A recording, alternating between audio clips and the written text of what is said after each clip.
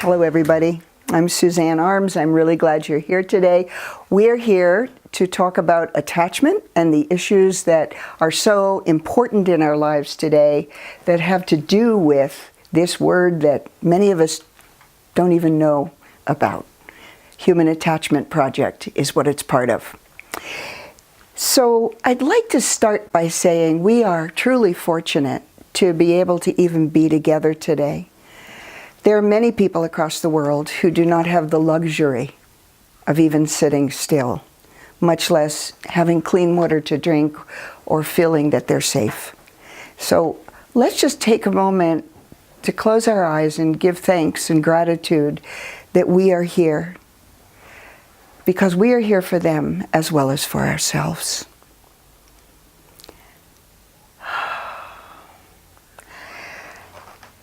Having said that, I want you to appreciate that there's nothing that I'm going to say today that doesn't have both science behind it and, even more importantly, your human intuition, your sense of, yeah. And you may get that feeling sometimes, in which case I'm just reinforcing what you may know but not trust in yourself. All right.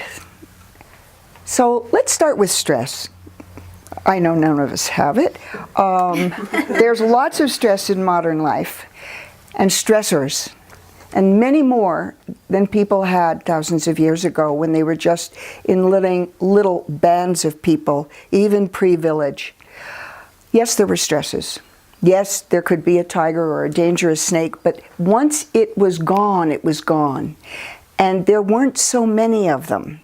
And I'm talking now about people who lived in a decent climate, not in the Sahara Desert, but in a decent climate where their food was reasonably plentiful. The average number of hours that these people spent working was 4 hours a day. And that was to get food, shelter, and safety. So when we hear that modern people have it easy and that there's so much we should give thanks for, I want to remind ourselves we've paid a price for it. One of the prices is stress. We just have so much complexity, so much on our plate, and so much coming at us, and so little time to just be. I wouldn't go back there to times when we didn't have the pleasures and valuable resources that we have now, but I do want to remind us that the things we have a cost, and it's more than money. Okay, so our body is built to heal from stress. We are part of nature. And if you look at an animal, let's say you look at a deer at the side of the road who crosses too quickly, or I even hit a deer once, didn't kill it, and it went down, and I got out of the car and I thought maybe I had killed it. And I went very close. It's a wild animal. It could have thrashed, I didn't want to frighten it. It lay there absolutely still. It froze. And then after a couple minutes, it leaped up, shook its body, and ran off into the woods. We have lost that ability as modern people to shake off what bothers us. So as I talk today, very briefly, about issues like stress and trauma and symptoms in our body and patterns in our lives, I want you to think about just shaking it off, because it is what we are meant to do. The challenge comes when we have too much stress, too early, too often, and it sets up patterns. So I'll be talking about that today. So there's a difference between fear and anxiety.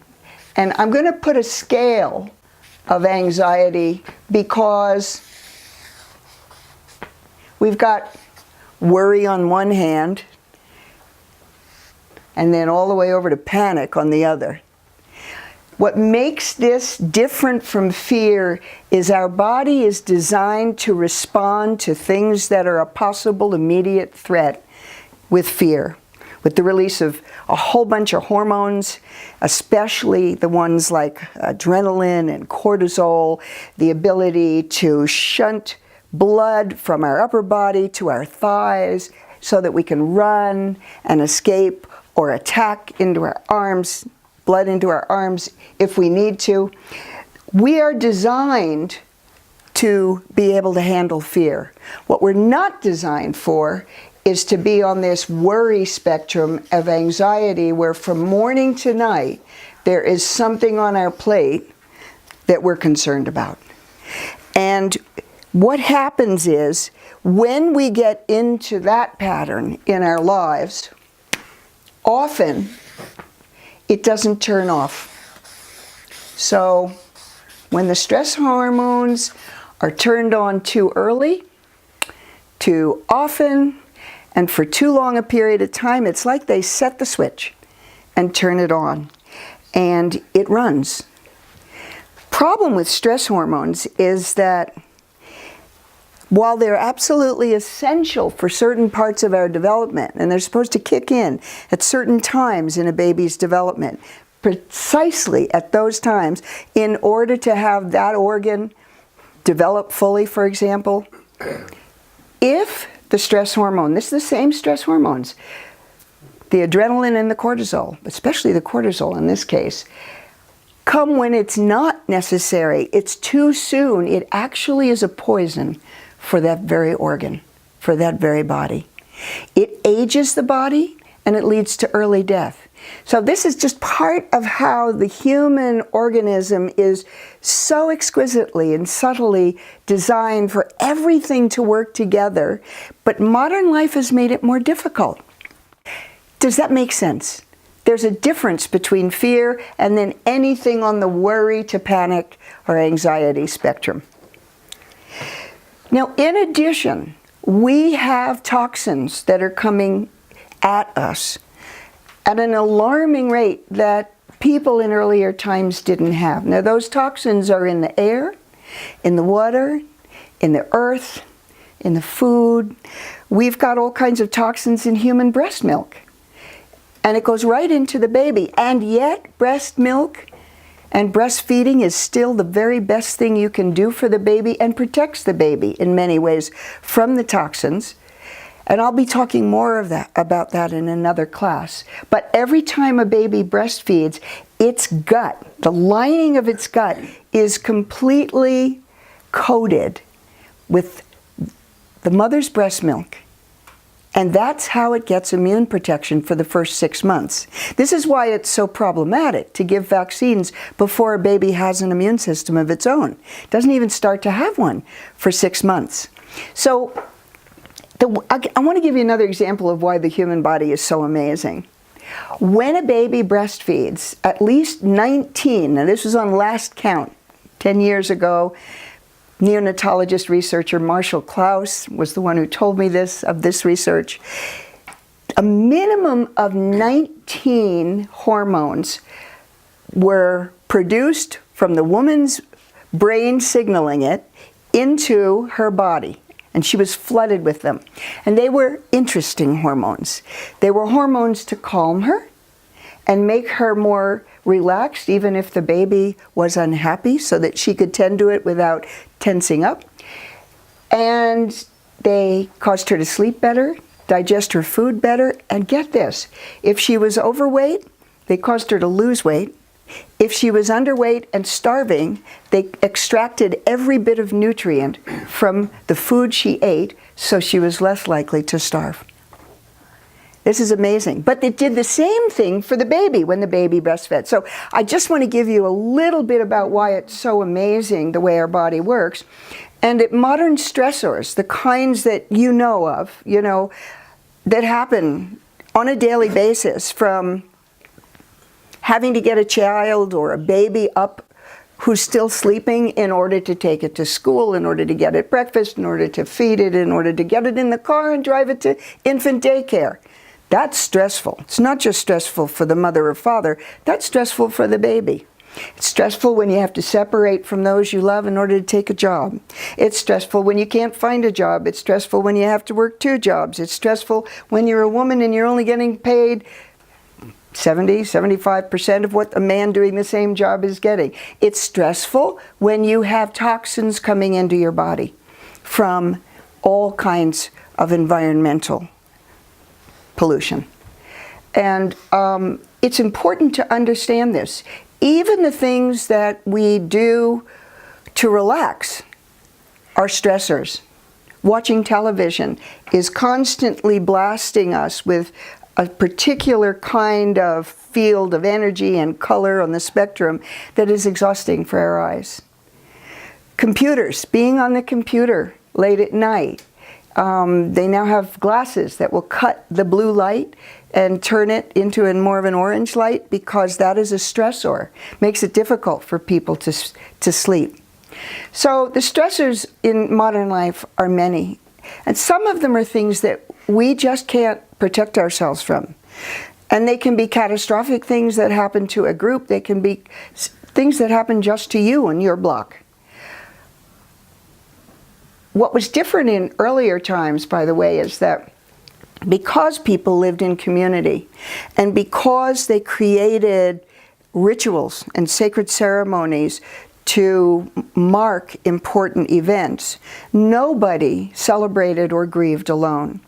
So if somebody's goat, which was the milk for the family, was killed or died or kidnapped, the entire group would grieve the loss of that goat.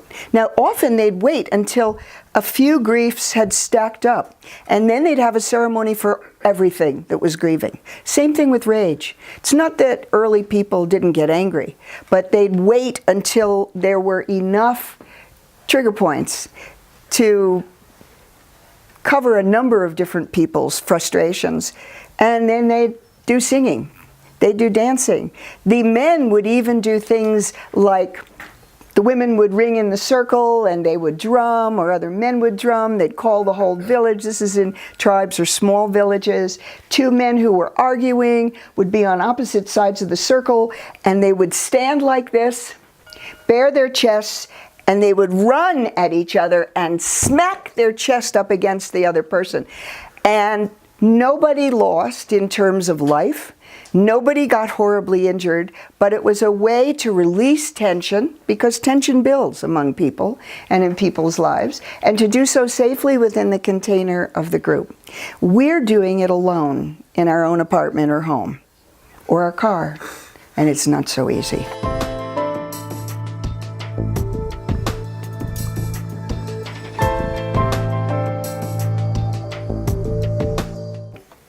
The symptoms that we have in modern life, I mean, you can name them. Can't sleep, can't wake up because you didn't get enough sleep. The average American is getting 1 hour less sleep every 10 years. Children are not getting enough sleep.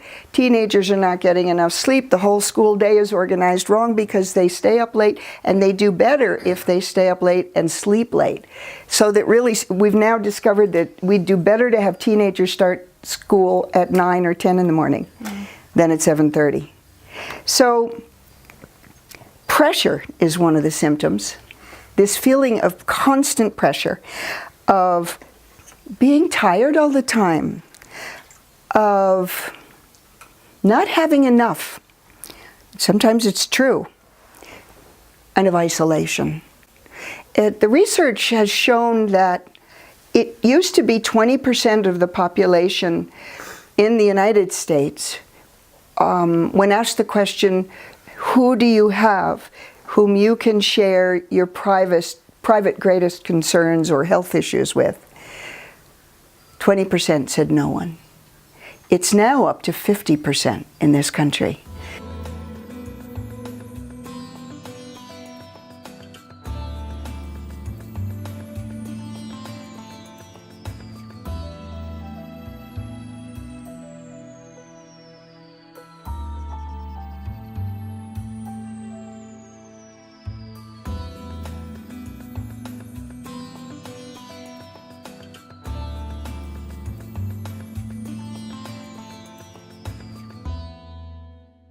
There's a lot of loneliness and a lot of isolation. And people don't do well in isolation. We are social creatures. So I wanted you to know that because I want you to feel that you're not alone in some of what you're feeling. Another piece of it is just the simple empty or half-filled cup syndrome. You know, everybody says, well, it's so hard to give from a half-full cup, but that's what most mothers are doing with newborns because they're alone all the time. And you can give from a half-full cup, but you do it at your own peril. And guess what? Your baby knows it too. Your baby or young child can feel it if you're saying, "That's a lovely drawing, Johnny." Looking at the clock, need to get out of the house, need to cook dinner. I really like that song. How was school today? Or if you're on your cell phone, what does the baby learn in modern society? That the most important item in its life, object in its life, it's no longer the human face, which is what babies are wired to gaze at and to love to look at, these eyes, nose, mouth. It's the cell phone. And they learn very, very early that the cell phone is so important to mom or dad or babysitter or nanny or grandma that it must be the most prized possession. And so what do? We hand the baby the cell phone when we want to occupy it. We give babies fake cell phones when they're 3 or 4 years old as toddlers so they can learn to do the same. So I want to say this because this is all very stressful on the human organism. We are not built for constant, chronic stress. Okay? Whew. Now, having said that, give yourself a pat on the back because you're a survivor. You and I have survived to this point in our lives. And we've managed with lots of coping strategies. We're going to talk about those. Some good, some bad. But we're here. In addition, you're not alone.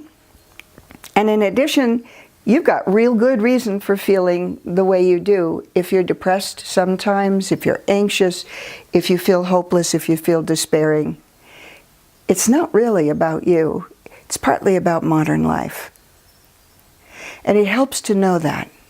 And it helps to relieve some of that guilt that we have along with the primary problem is then the guilt about the fact that we're having the primary problem, you know. I'm really worried about the fact that I'm standing in front of the refrigerator in the middle of the night trying to figure out what I can eat to comfort this feeling of whatever. And then I'm feeling really guilty about the fact that I'm standing in front of the refrigerator, and I might also be feeling ashamed if I was raised to feel shame by parents, grandparents, elders, neighbors, religious teachings, teachers, whatever, now you should be ashamed of yourself, Johnny. I mean, I've actually seen people come up to a breastfeeding toddler and say, you should be ashamed of yourself, still breastfeeding from your mom at your age. Whoa, what is a mother to do? You know, she's doing what the American Academy of Pediatrics and the World Pediatric Society says is best. Don't wean your baby for at least 2 years, for many, many reasons. Well, all she can do to counter it is to say, if she has the presence of mind, which often we don't, you know, Johnny, what she said was wrong. And then to say, I'm so sorry you said that. I don't know who told you that, but it runs completely counter to human wisdom and modern science. I hope you won't say that to any other child. And of course, then that's tinged with a little shaming too. But as we know through advertising, shame sells things. People were shamed into putting their seatbelts on. They were shamed into using car seats. Shame and fear work, but it doesn't produce the kinds of human beings and the kinds of lives that we want. So for some of us, it feels like we're chasing a bus that's receding down the street and we can never catch up with it. Any of you have that feeling? I had a woman say to me the other day, who's a mother of 2, and the husband has left, and he is there for the weekends, but only to do fun things with the kids, and she's got all the heavy work. She said, well, actually, it feels like the bus ran over me as I was trying to chase it, and I'm, boom, flattened in the middle of the road. All right, so what are the patterns we have? Well, the patterns are often emotional patterns. Now, emotional patterns can be can't sleep, can be, in my case, I get irritated quickly when I've got too much pressure. I get angry at things, at objects that don't work. And once in a while at a bank teller, I had to apologize on the telephone the other day when a woman who didn't speak English well was trying to figure out my check order in order to order new checks, and she didn't hear the numbers right, and I was trying to get out the door, and I got more and more irritated, and I just finally had to, say thank you for all you did. I hope nobody else treats you as badly as I did, and I'm so sorry I was irritated. And she said, thank you, right? Didn't make up for all of it, but it helped a little. Okay, so avoidance is a big pattern many of us have. And we will avoid things, first of all, by pretending it isn't so. Second of all, by doing something to distract us. And that distraction may be, for women, often shopping. For men, often process addictions. I'm just going to stay in my little room and I'm going to either watch porn, or maybe I'm just going to stay at the office longer and do work, or maybe I'm just going to retreat from the family, and in some cases, I'll go to the bar, or maybe I'm just going to disappear into myself behind the newspaper, or otherwise be unavailable because I don't want to deal with it. So this is really important that we understand that avoidance is a natural response to things we don't want to deal with, but it doesn't usually get us where we want to get. So along with that, of course, come all of the bodily symptoms of just too much pressure in our lives. And you know it. This is everything from chronic pain to autoimmune disease to cancer to autism to various kinds of mental illness, to kids having learning and behavioral problems, to teens really acting out, and so on. It's our body shouting at us, excuse me, are you listening? And if it's not listening, it will create a symptom. Now, of course, there are other symptoms that are simply environmental toxins. But if we're really sturdy from the beginning of life, if our needs are met, if our brain is wired well, if developmentally each phase has kicked in when it was supposed to, and we didn't have a lot of lack or outright trauma, then we are resilient. And that's a word I want to write down for you because it's so critically important. What we're aiming at is not getting rid of all the things that we don't like, all the stressors, all the unpleasantness of life, all the challenges. It's being resilient.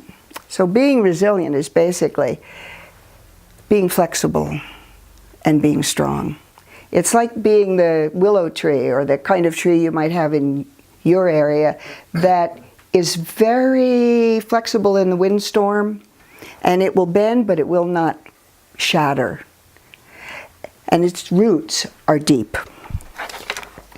So if we're going for resilience, we don't want to have constant stress in our lives.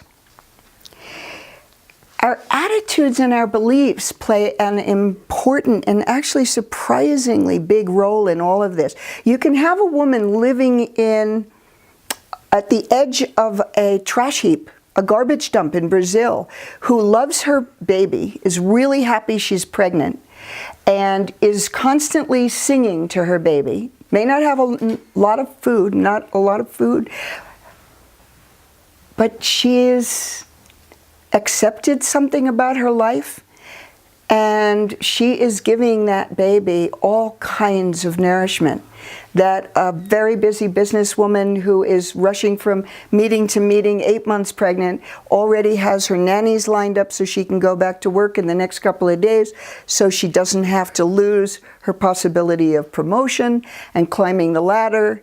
That baby that she has may actually be under much greater stress than the very poor woman. Now, that poor woman is not living constantly being bombarded by ads, billboards, television, computer, cell phone saying, you haven't got enough, you need more, you're not good enough. And that makes it much easier. It's very difficult to be poor in a society where you're constantly having things held up in front of you that you are supposed to have.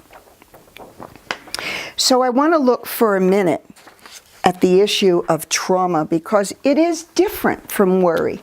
And it is different from fear, and no matter how resilient we are, we're probably going to have some trauma in our lives. The secret is to keep our growing little plants, our babies, from having a lot of trauma early in life, before their roots are set, before they've had enough of the positive nourishment. And I want to tell you what makes trauma so different from stress. Trauma is when something happens to an organism and it is overwhelmed and it cannot respond appropriately. It cannot freeze, it cannot, it just can't respond. It can't deal with it, and it can't integrate it. That's what all trauma is. Think of a free-flowing river. Current is moving along, everything is going well, and then a tree falls in it. That's a shocking experience for the river. And it starts to catch all kinds of debris on its limbs. And pretty soon it gets kind of moved to the edge of the river, to the side, and it starts having a whirlpool or eddy around it where all this debris gets caught. And it's very hard for the river to flow freely. It knows how to do it, but it needs a little help because trauma is big. So in that case, a beaver or a human being or a cleanup crew might need to get the tree out of the river in order for it to do what it knows how to do, which is clean itself, because like human beings, it's a self-healing, self-cleaning organism if you don't throw too much at it. Does that make sense? Mm-hmm. So that's trauma. We have different kinds of trauma. We have personal trauma. We have birth trauma. A lot of babies in the womb and moms have birth trauma. We're only now naming it. We have social trauma. We have racial trauma. We all know about that. We have historical trauma. And I say historical because it's something that happened way back but was never properly dealt with by the group. They tried to, because of their belief system, just cover it. Remember what tribal people do, which is they have a ritual to honor it, to heal it, to acknowledge it, to name it, etc. No, we're not going to talk about it. And I can think of a number of religious groups and nations that have this as their main thing. We just don't talk about those things. We put them under the rug. Well, they don't go under the rug. They go to the next generation.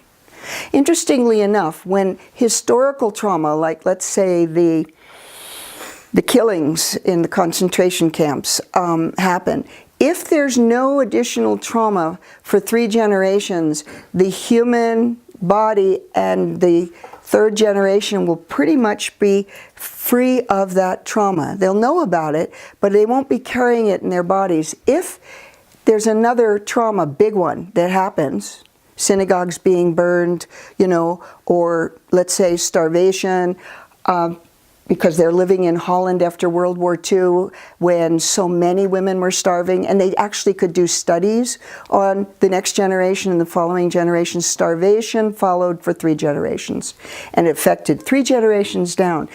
We have had a war in the United States every generation. There's trauma, trauma, trauma.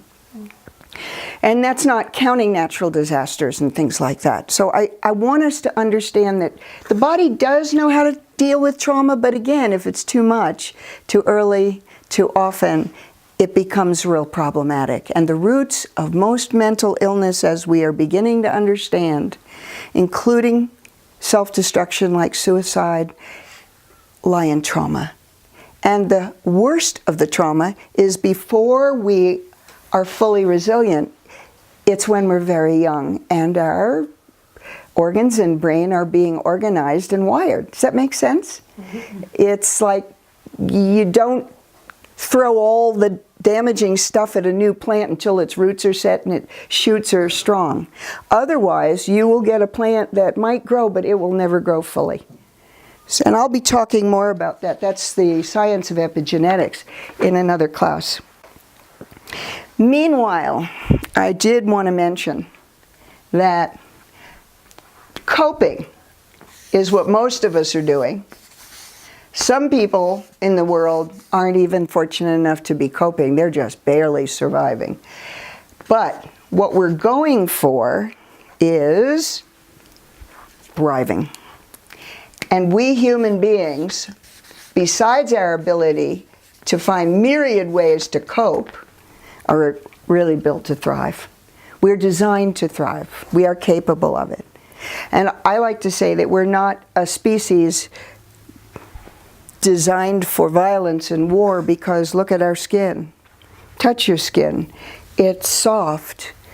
It's permeable membrane. It's not an armadillo's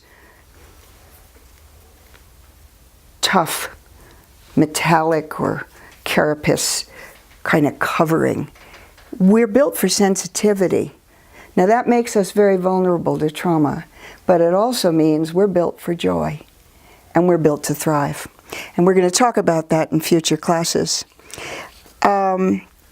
I did want to mention that so much of the world today is experiencing social upheaval and political things that are going on that have to do with people who are officials and people who are voters who are steeped in unresolved trauma and who are making decisions based on fear and defense.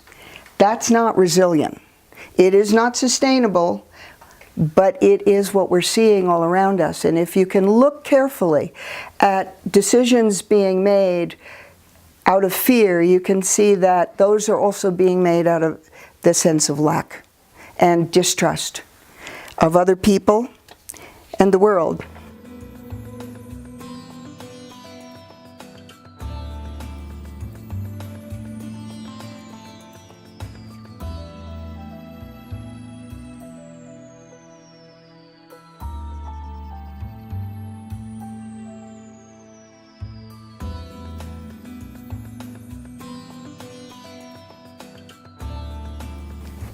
Now the good news is that we've got all kinds of understanding of trauma that we never had before.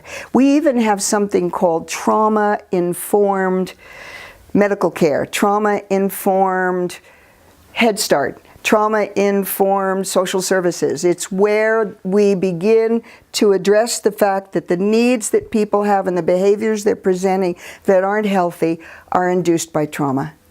And if we get to the bottom of the trauma, or we help the organism, the human being, release the trauma, which the human body and mind and spirit are capable of with a little help, then we see the patterns change. So it's really good news. It doesn't mean we have to build more prisons. All right? Final thing I want to say is that wounds can make us stronger. And often do. You know, you've probably heard the saying that it's the crack in the cup where the light shines through. Well, when a vase is healed from its crack, often where it's glued, where it's fixed, can be even stronger than the original vase. So for those of us who come into life or find ourselves challenged in life by a lot of adversity, if we're given the right tools and support and nourishment and love and kindness, we can actually become more resilient. And I'm going to leave you with 4 things that I think will help today.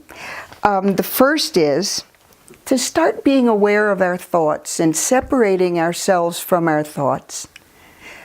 It means creating an objective observer of our thoughts. And many spiritual teachings and religions do teach this. It means stepping back and saying, what was I just thinking then? And looking at yourself as if you're just standing a little bit apart and asking yourself, is it true? Second good question I have to ask myself is it about me? Because I always assume it is. It's all my fault, and it is about me because it's my universe, right? That's the first. Thoughts. Be more aware of our thoughts. The second is locate our feelings in our body. Feelings are how we experience life. Sensations. Where is this anxiety? And see if you can locate it being somewhere below the heart, because we usually live up here. We bounce out of our body very early from early trauma, and we'll be talking about that in the other classes. But see if you can locate it here in your solar plexus.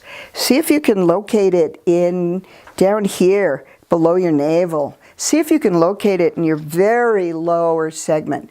These areas are the physical seats of survival, of intuition, of sexuality, of will, of desire, and of just pure yearning, the child's desire. So locate it in the body, and once you've located it, even if it's just an imagined thing, well, I don't know, okay, maybe here, second, down here below the navel. Just breathe a little space around it. Just give it a little more room. And send it love. Love and kindness, which involves not avoiding, not fighting, allowing it to be there because it is there, and giving it a little space. So that's my class for today. I want to read you a couple lines from a poem a woman sent me that kind of says a lot about what modern life is doing to us. Let's pretend everything's okay, that my heart isn't breaking, that the grief isn't there, that I don't feel abandoned, that I don't feel completely alone, that I'm not afraid of showing you what I'm feeling, that I'm not hating feeling all that I feel. Let's pretend that nothing is hurting inside. That's avoidance, right? Now I want to leave you with a poem by Mary Oliver. It's called Wild Geese. Some of you know it. You do not have to be good. You do not have to walk on your knees for 100 miles through the desert repenting. You only have to let the soft animal of your body love what it loves. Meanwhile, the world goes on. Tell me about despair, yours, and I will tell you mine. Meanwhile, the sun and the clear pebbles of the rain are moving across the landscapes, over the prairies and the deep trees, the mountains and the rivers. And meanwhile, the wild geese, high in the clean blue air, are heading home again.